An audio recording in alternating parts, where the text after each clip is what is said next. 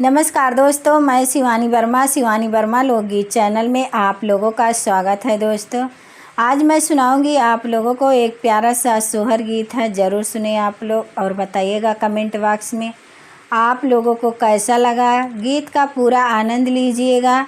आइए सुने ये प्यारा सा सोहर गीत।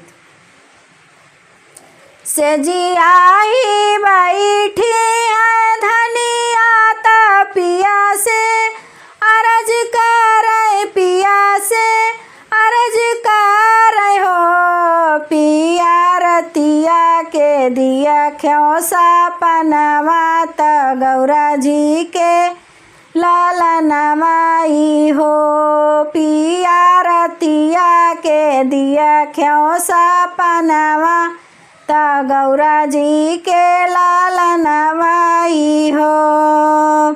सजिया ही बैठी है धनिया पिया से अरज कर पिया से अरज कर हो पिया रतिया के दिया क्यों सपनवा त गौरा जी के लालनवाई हो। हथवा में लिया लोटवा त गंगा जी से पनिया त गंगा जी से पनिया आई हो पिया सपने में धुआं चरण माँ त गौरा जी के लालनवाई हो पिया सपने में धुआं चरण माँ तो गौरा जी के लालनवाई हो। सजिया ही बैठी है धनिया पिया से अरज कर पिया से अरज कर हो पिया रतिया में दिया क्यों सपनवा त गौरा जी के लालनवाई हो पिया रतिया के दिया क्यों सपनवा गौरा जी के लालनवाई हो। बाजरिया से मंगाया है लड्डुआ उरा मोदक उरा मोदक हो पिया रची भोगवा लगाव त गौरा जी के ललनाई हो पिया सपने में भोगे वाला गाँव गौरा जी के लालनवाई हो।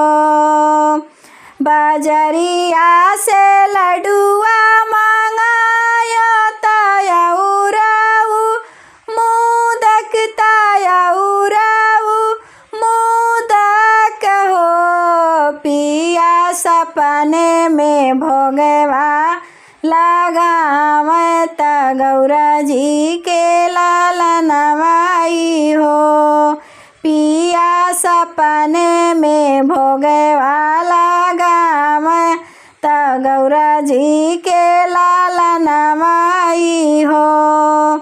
सजिया ही बैठी है धनिया पिया से अरज कर पिया से अरज कर हो पिया सपने में दिया क्यों सपनवा त गौरा जी के लालनवाई हो पिया रतिया के दिया क्यों सपनवा गौरा जी के लालनवाई हो।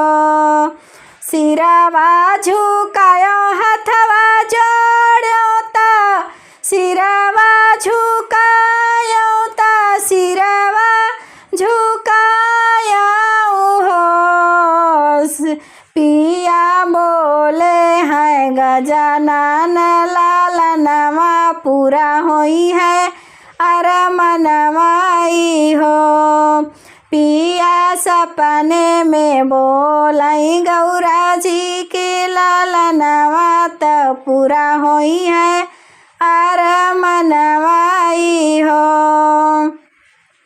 सिरवा झुकाई हथवा जोड़्यो त जोड़ी जोड़ी पैया लाग्यो त जोड़ी पैया लाग्यो हो। सखियाँ सपने में बोले गजानन पूरा होई है अर मनवाई हो। रतिया मदिया क्यों सपनवा त गौरा के ललनवा त गौरा के ललनवाई हो। पिया रतिया के दिया क्यों सपनवा त गौरा जी के ललनाई हो। जऊ मोरा सपन जव मोरा सपन पिया फरियई है त बदल जई है हमारो बदल जई है हमारा वो। पिया बदल जई है हमारो जनमवा सफल होई है करमवाई हो।